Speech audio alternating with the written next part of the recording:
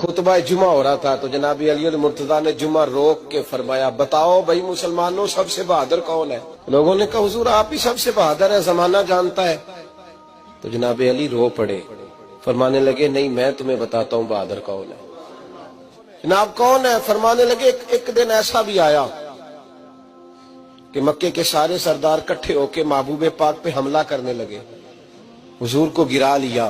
کہتے ہیں حضرت علی کفار مکہ نے نبی پاک صلی اللہ علیہ وسلم کو گرا لیا اور معاذ اللہ تشدد کرنے لگے۔ فرماتے ہیں کوئی زور زور سے پکار رہا تھا، میرے کانوں میں آواز آئی جب میں گھر میں تھا، کوئی زور زور سے پکار رہا تھا، اور وہ کیا کہہ رہا تھا؟ کوئی ابو بکر کو خبر کرو، کوئی صدیق اکبر کو بتاؤ کہ قریش مکہ محبوب علیہ السلام کو تکلیف دے رہے ہیں، بتاؤ۔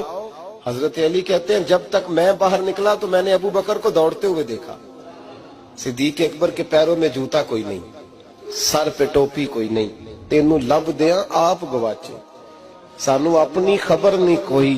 کہتے ہیں بھاگتے جا رہے ہیں، اور پھر جب صدیق اکبر پہنچے تو میں دوڑا آ رہا تھا اور منظر دیکھ بھی رہا تھا کہ ابو بکر صدیق نے ایک کافر کو ادھر پھینکا، دوسرے کو ادھر پھینکا، تیسرے کو ادھر، اور ساتھ ساتھ فرماتے جا رہے ہیں ظالموں اسے مارتے ہو جو تمہیں جنت کا راستہ دکھاتا ہے، ظالموں ان پر تشدد کرتے ہو جو تمہیں جہنم سے بچاتے ہیں، جو تمہیں اللہ کا قرب دیتے ہیں، جو تمہیں دنیا کی آزمائشوں سے بچانے آئے۔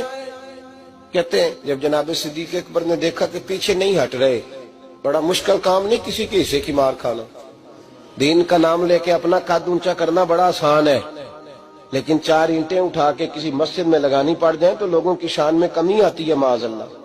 جناب ابو بکر صدیق رضی اللہ تعالیٰ عنہ حضور کے اوپر لیٹ گئے، اور مولا علی فرماتے ہیں نبی پاک کے حصے کی ساری مار ابو بکر صدیق نے کھائی، اور اتنی مار کھائی کہ بے ہوش ہو گئے۔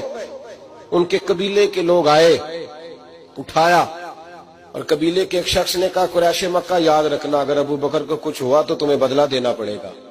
لے گئے۔ ان کی اماں کہتی ہیں ساری رات میں اپنے بیٹے کے زخم دھوتی رہی اور میں روتی رہی، ساری رات میں پٹیاں کرتی رہی اور میں پریشان رہی۔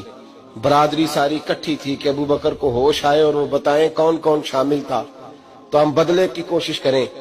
والدہ کہتی ہیں میرے دل میں خیال تھا کہ ابو بکر تو جب بھی اٹھے گا پہلا نام محمد عربی کا لے گا صلی اللہ علیہ وسلم، تو یہ تو ناراض ہو جائیں گے۔ کہتی خیال تھا کہ تھوڑی دیر کے لیے اپنے محبوب کا نام کبھی معاذ اللہ نہ لیں، برادری کٹھی ہے، میرے دل میں خیال تھا، لیکن کہتے ہیں وہی ہوا۔ حضرت سیدنا ابو بکر صدیق کی آنکھ کھلی، کہا حضور کا پتہ بتاؤ۔ اماں کہتی ہیں میں نے کان میں کہا ابو بکر ذرا ٹھہر جا، برادری ساری کٹھی ہے، تو حضور کا نام لے گا تو چلے جائیں گے۔ تو کہتے ہیں ابو بکر اٹھ کے بیٹھ گئے، کہنے لگے جس نے بیٹھنا ہے بیٹھے، جس نے جانا ہے جائے۔